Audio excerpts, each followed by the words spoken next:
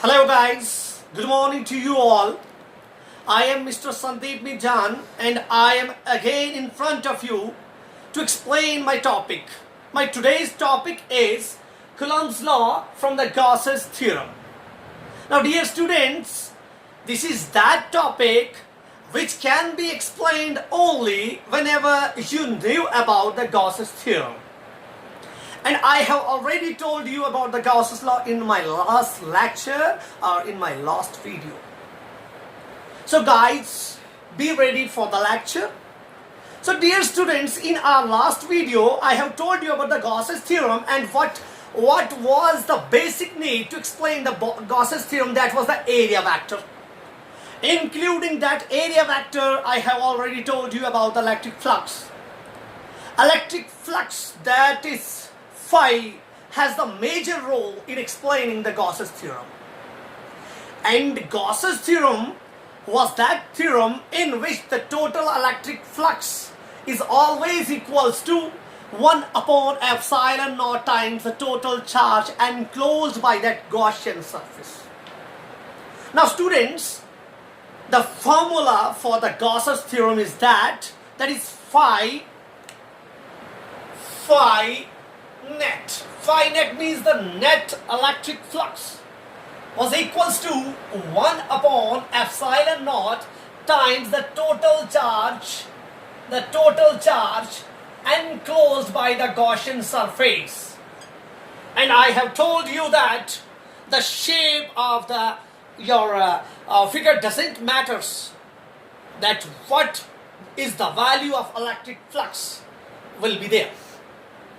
It means if this is the Gauss's theorem, this can be represented as phi net is equals to Q over epsilon naught R E dot ds. If I am taking the small area element there, this is small area vector, and on placing the closed surface integral here, we can represent the Gauss's theorem.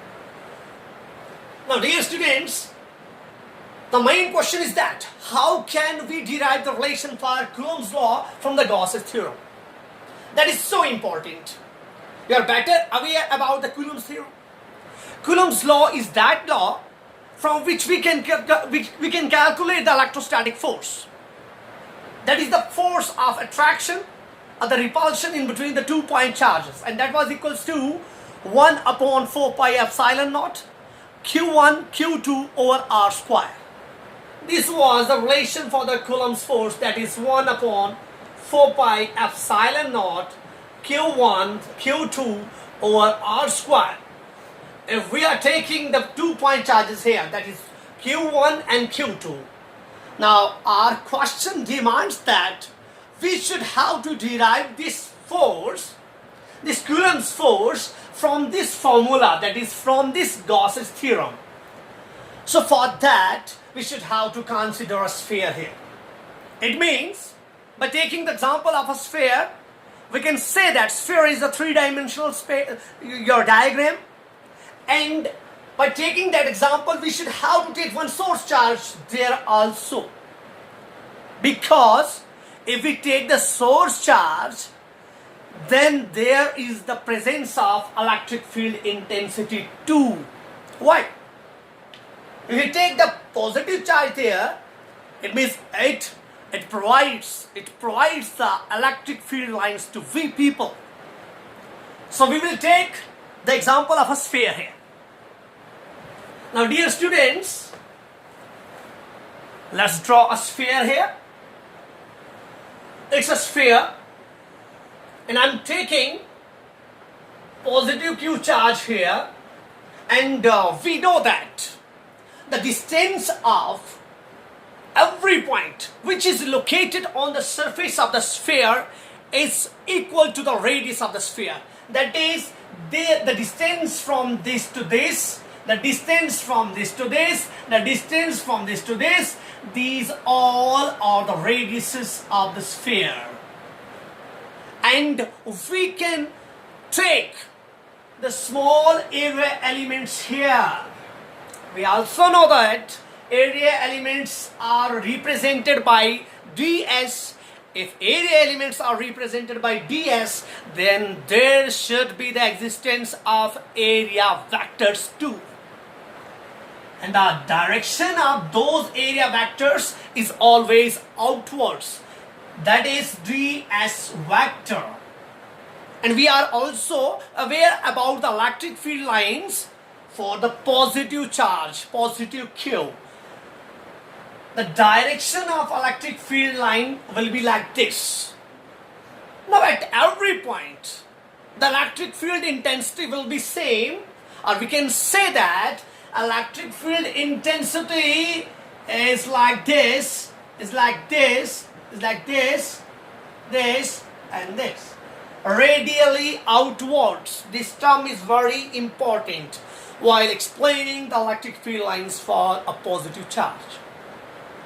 Now dear students, we are just taking this charge as one of the charge out of those two charges. It means there is the need of one another charge.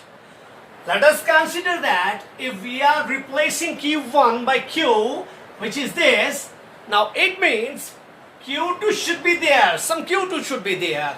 But for that, the question is that we should have to use this. Now I am using this and I know the formula for the Gauss's theorem, that is phi equals to Q upon epsilon naught or closed integral of E dot ds.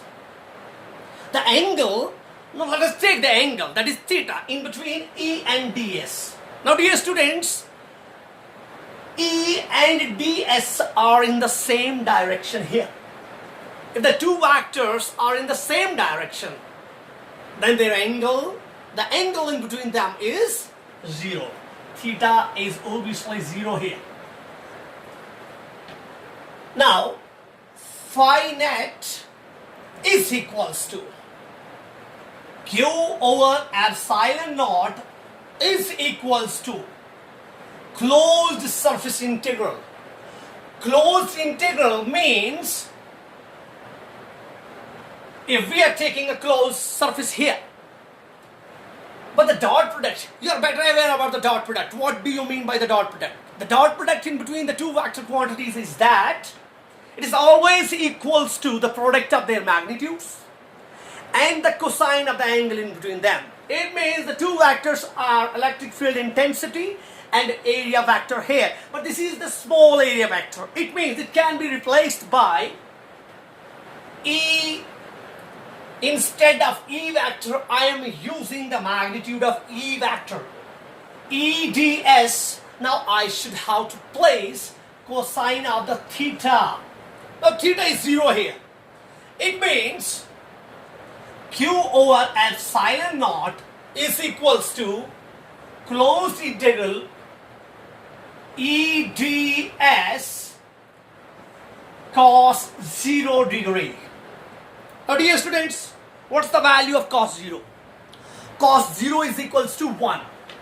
It means, now I can put the value 1 for cos 0 and explain further.